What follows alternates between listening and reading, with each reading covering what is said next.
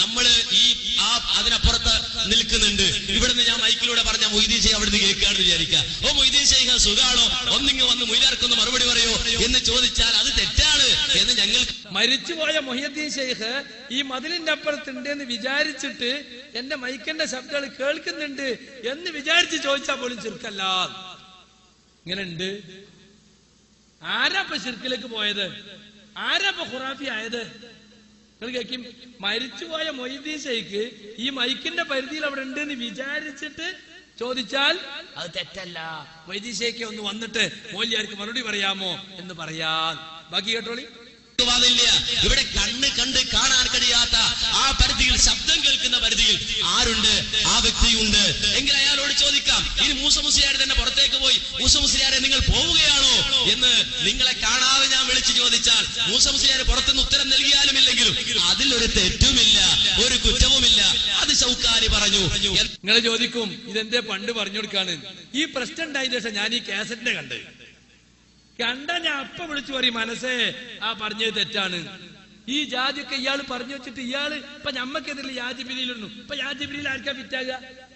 യാജിബിരിയിലിന്റെ ഖുറാഫി clip ആർക്കാണോ ഫിറ്റാകുക? എനിക്കാണോ? ഞാൻ പറഞ്ഞിട്ടുണ്ടോ? നിങ്ങൾക്കാ ഫിറ്റാകുക.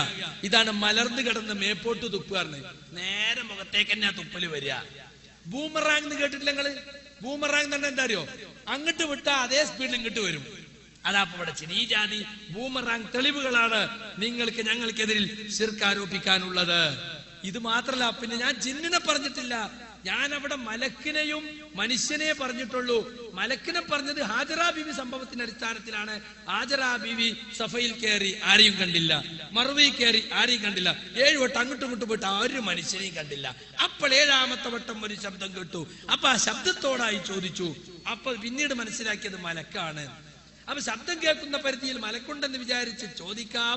അത് തെറ്റല്ല, കുറ്റകരമല്ല, അഭിപ്രായ വ്യത്യാസമില്ല എന്ന് ഞാൻ പറഞ്ഞ ഇതിന്റെ അടിസ്ഥാനത്തിലാണ്. അങ്ങനെയാണോ സലഫി പണ്ഡിതന്മാർ ഹാജറ ബീവി സംഭവത്തെ കുറിച്ച് പറഞ്ഞത്? ഹാജർ സംഭവം നമുക്ക് രേഖയല്ല. ഹാജറ ബീവി ശിർക്ക് ചെയ്തിട്ടില്ല എന്ന് പറയാം. പക്ഷേ മലക്കിനോട് സാന്നിധ്യം ഉറപ്പിച്ച് സഹായം ചോദിക്കുന്ന രീതി മുഹമ്മദ് മുസ്തഫ സല്ലല്ലാഹു അലൈഹി വസല്ലം പഠിപ്പിച്ചിട്ടില്ല, സഹാബത്ത് കാണിച്ചു തന്നിട്ടില്ല. ഹാജറ ബീവി ഒരു നബി അല്ലാത്തത് കൊണ്ട് അവരാ പ്രവൃത്തിയിൽ നമുക്ക് മാതൃകയില്ലെന്നും നമ്മുടെ നബി കൊണ്ടുവന്ന ശരീഅത്തിൽ അതില്ലെന്നും ഒരുപക്ഷെ അവരുടെ ശരീഅത്തിൽ അത് അനുവദിക്കപ്പെട്ടതായിരിക്കാമെന്നും ശൈഖുൽ ഇസ്ലാം ഇബ്നു തൈമിയ്യ കിതാബുൽ ഇസ്തിഗാസ എന്ന് പറയുന്ന ഗ്രന്ഥത്തിൽ എടുത്തു പറഞ്ഞിട്ടുണ്ട്. ഹാജറ ബീവി